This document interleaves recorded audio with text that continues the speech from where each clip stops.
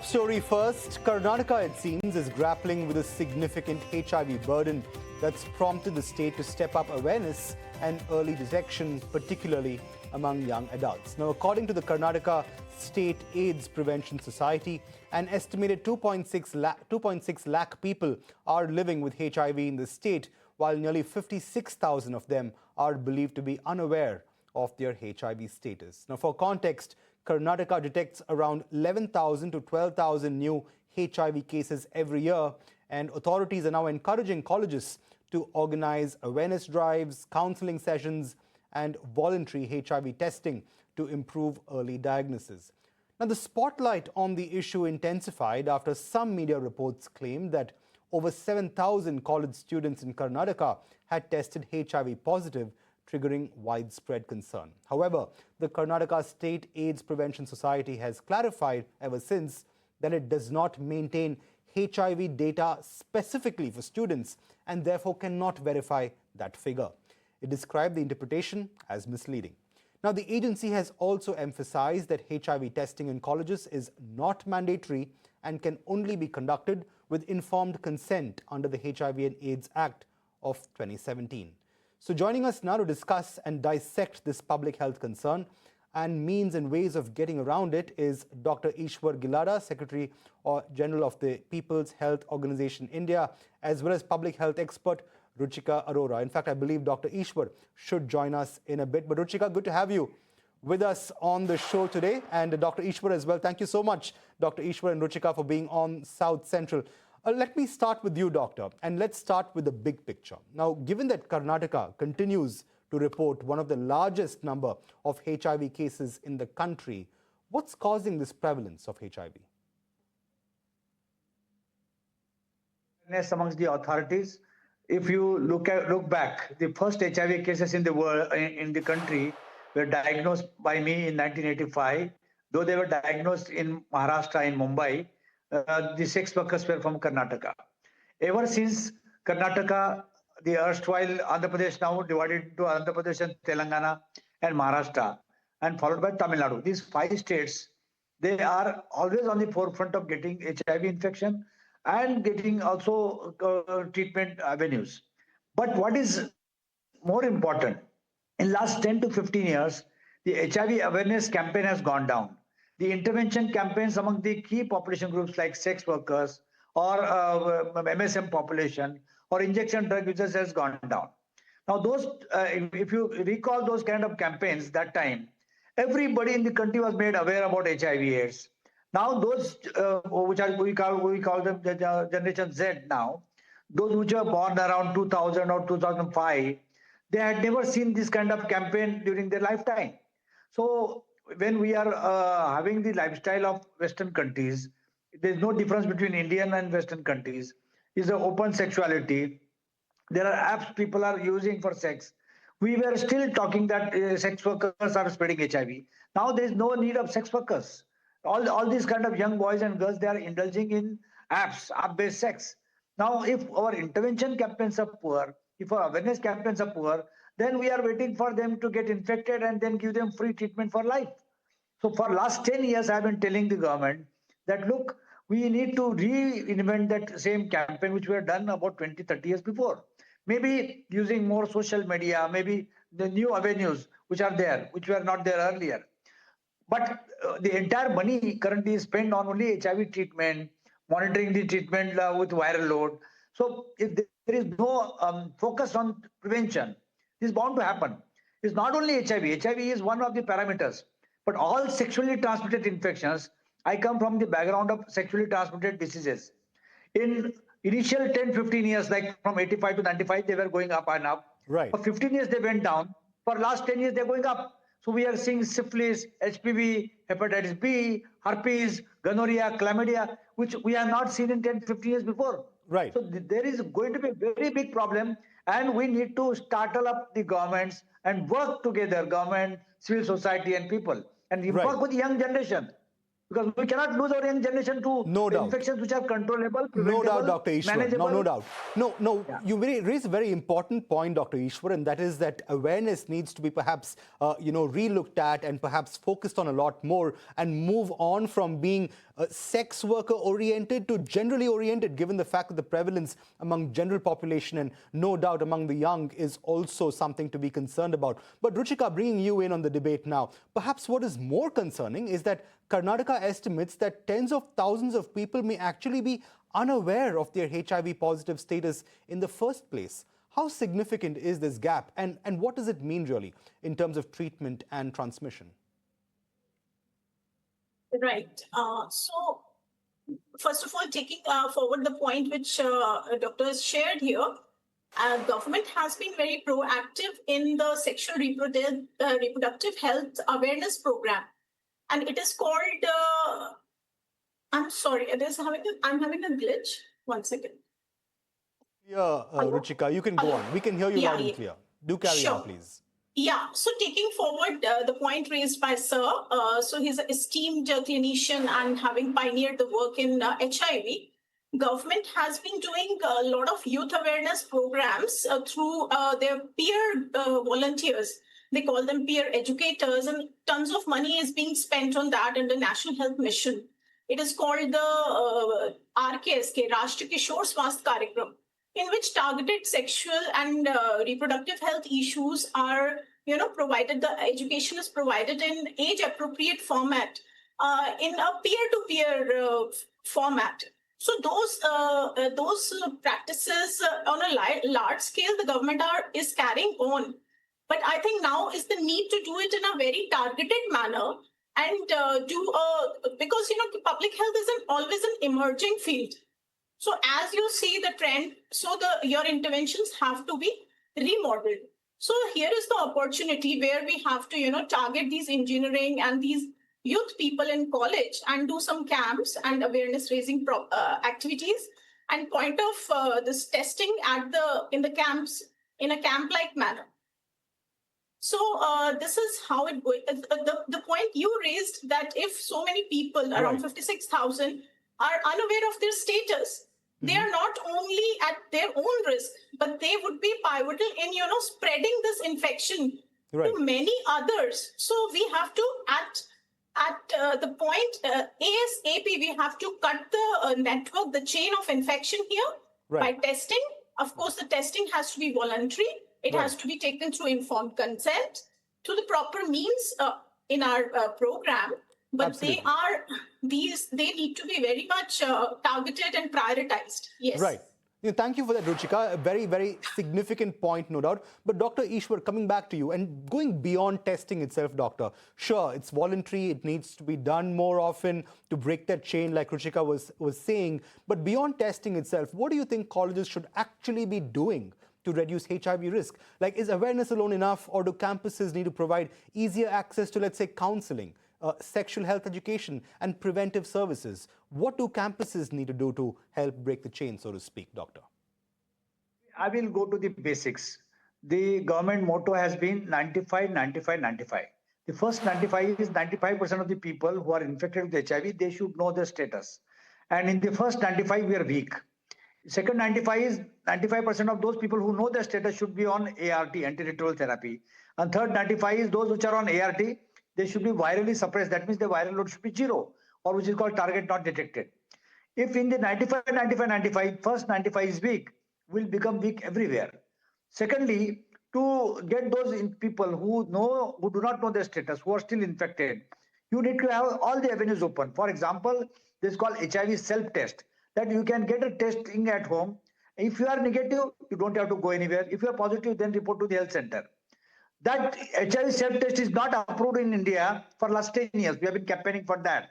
So in India, we can have a COVID self-test, we can have diabetes self-test, but we can have pregnancy self-test, but we cannot have HIV self-test. Secondly, there's something called pre-exposure prophylaxis.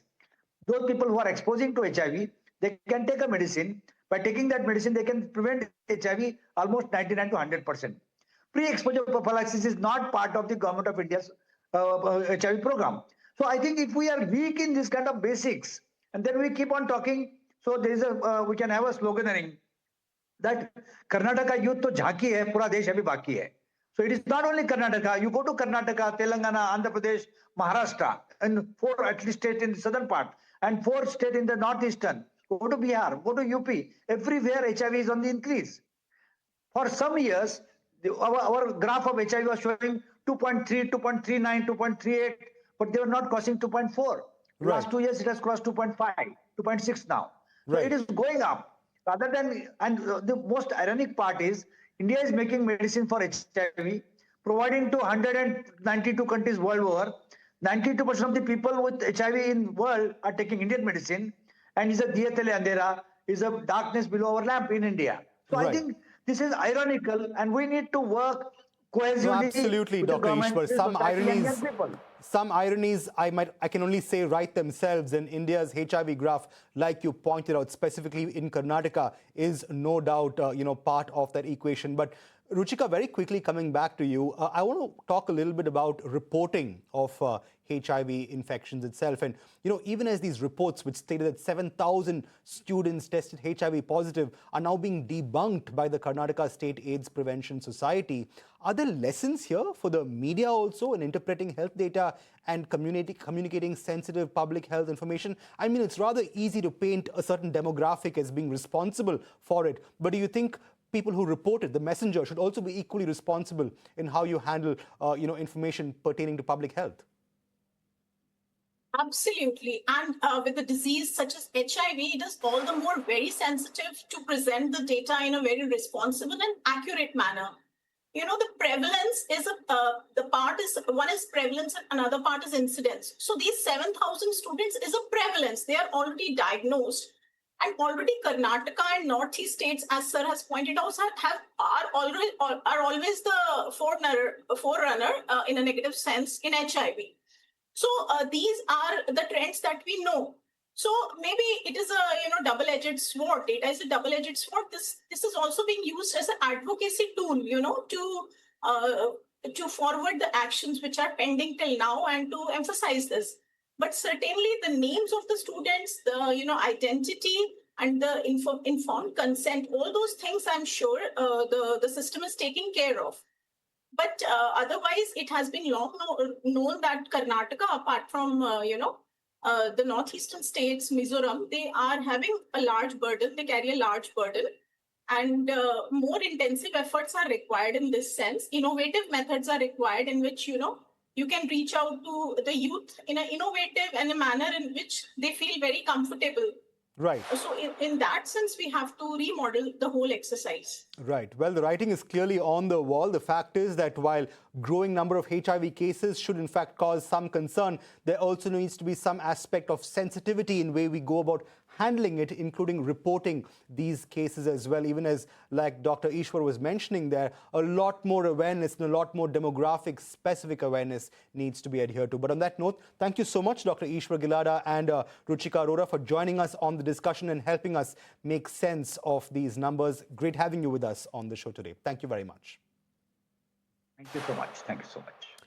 Moving on, the Cauvery water sharing continues to spill onto the streets. The issue of farmers' groups as well as the Karnataka BJP has finally made its way to the Krishna Raja Sagar Dam, where both groups staged protests in Mandya, in fact, earlier today, opposing the release of Cauvery water to Tamil Nadu. Now, these protests come after the Cauvery Water Management Authority decided and directed Karnataka to release 3,500 cusecs of water every day for the next 15 days.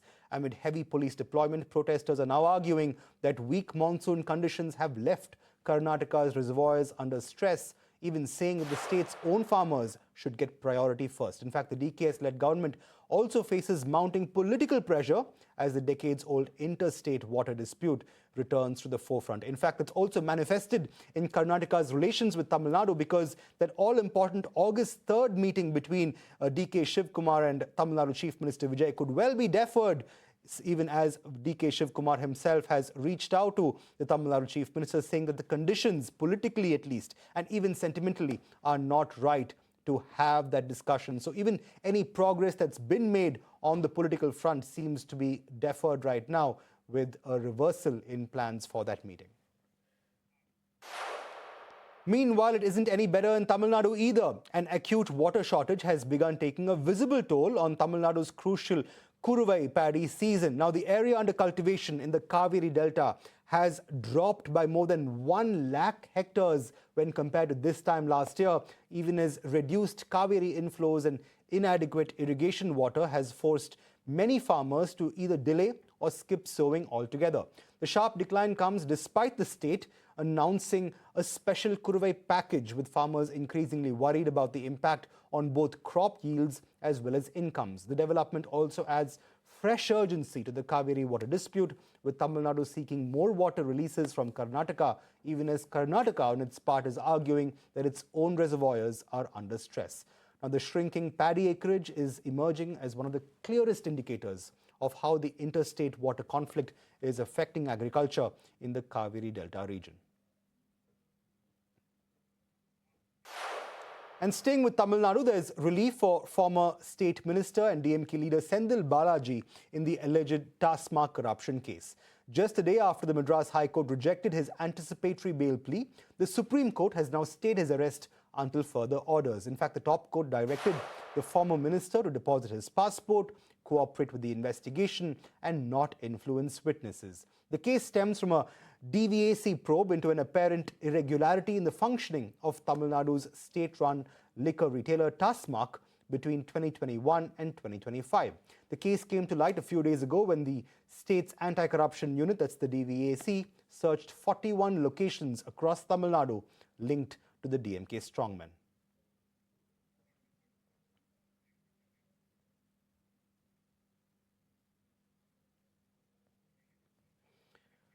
Moving on to Andhra Pradesh next, the state is taking a significant leap in India's semiconductor ambitions. Prime Minister Narendra Modi will lay the foundation stone for the state's first semiconductor manufacturing facility in Visakhapatnam tomorrow as part of his Andhra Pradesh program. The 460 crore rupee ASIP semiconductor project, approved under the India Semiconductor Mission, will be developed by ASIP Technologies in partnership with South Korea's APACT. The plant is expected to manufacture around 96 million semiconductor chips every year, create high-skilled jobs, and help build a supporting semiconductor ecosystem in the region. The project is also among several development initiatives worth over 17,900 crore rupees that the Prime Minister will launch or inaugurate during his Andhra visit. Meanwhile, it looks like the MCU craze is well and truly taking over, months ahead of the release of the keenly awaited Avengers Doomsday. The TVS Motor Company is giving its popular Raider 125 a superhero twist. Now, the Bengaluru and Chennai-based two-wheeler maker has expanded its Marvel-themed Super Squad Edition lineup with a new Doctor Doom-inspired variant. The new motorcycle gets a distinctive spectral green multi-tone finish inspired by the Marvel villain and will be priced starting 95,320 rupees. The 125cc bike retains features like a connected reverse LCD cluster, the iGo Assist technology, and a single-channel ABS on the top variant. The Dr. Doom edition, remember, joins the existing Marvel-themed lineup featuring Iron Man, Black Panther, Deadpool, and Wolverine, as TVS keeps its pop culture-inspired motorcycles rolling all the way.